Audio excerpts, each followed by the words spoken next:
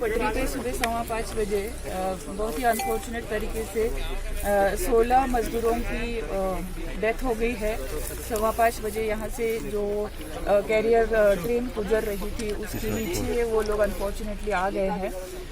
उनमें से एक इंजर्ड है, वो हॉस्पिटल में है। 4 लोग जो थोड़ा दूर बैठे थे उनकी हम पूछताछ कर रहे हैं और वो थोड़ा सा सदमे में है। हाँ, ये पैदल जा रहे थे और रेलवे पटरी पे वो थोड़ा रेस्ट करने के लिए लेटे थे, उनको नींद लग गई और ये हादसा हुआ। एग्जैक्टली कहाँ से आए थे कुछ पता चला है? नहीं, वी आर वेरीफाइंग। मैम, बताया जा रहा है कि कंपनी से कोई इनका कॉन्ट्रैक्ट है। We are verifying that. अभी हमारी प्राइमरी रिस्पॉन्सिबिलिटी है to take care of the incident first, और जो लोग बचे हैं उनको काउंसलिंग करना, जो इंजर्ड है उनको ट्रीटमेंट देना, और बाकी की जो सारी चीज़ें हैं in due course of time जल्दी से जल्दी होंगी ही।